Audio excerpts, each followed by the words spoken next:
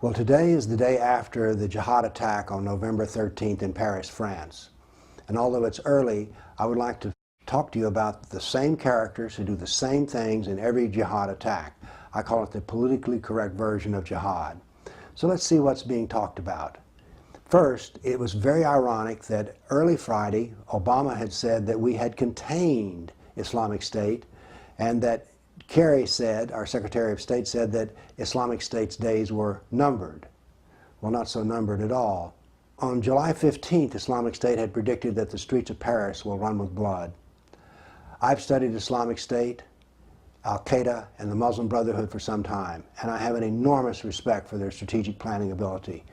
If Al-Qaeda, Islamic State, and the Muslim Brotherhood say something's going to happen, it will happen, just as it did in Paris.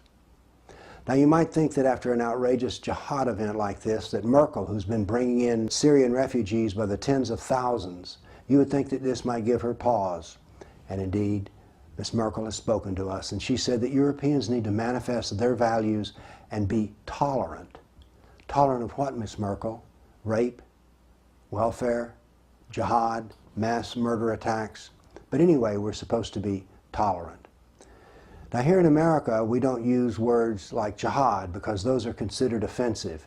So as a result, when Obama makes a statement about what the world is going to do, he talks about terrorism and terror networks. Mr. Obama, you should be talking about jihad and jihadi networks.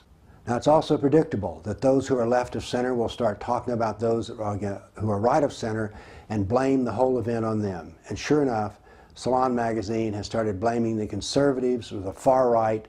There's never right, it's just far right, and their abrasive language. So I guess people such as myself are the ones who caused the Paris attacks. I don't think so. The Guardian has said, well, now Muslims in Paris are going to have to start worrying because people are going to look at them like, well, they're associated with terror or something.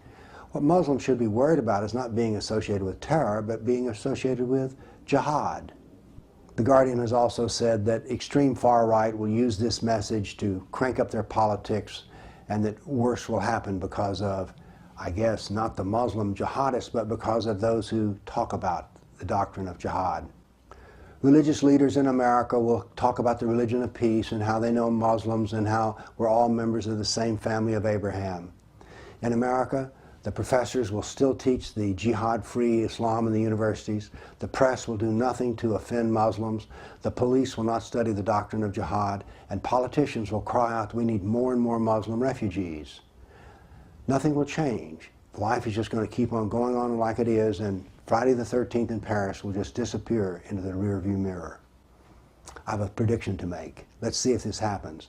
By Monday, the police will be announcing to the world that they need to put more police down at the mosque because you see there will be blowback, and we don't want Muslims to get hurt.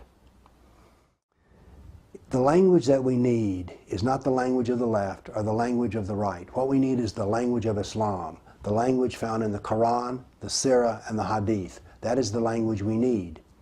If we're going to seek understanding of what happens in mass murder such as this, we need to study the doctrine of jihad. Because Muhammad was a jihadist, and he laid out exactly what is to happen in jihad. And what has happened in Paris, France, is exactly what should be happening in jihad.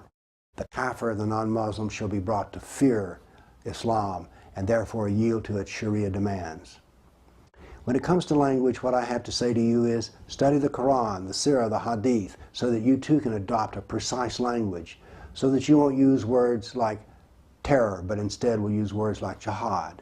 You'll understand the concept of civilizational war, because that's what's happening in France. This is not merely a murder of a few people. This is a war against the civilization of Europe. And if we don't wake up, we will lose the war. Thank you.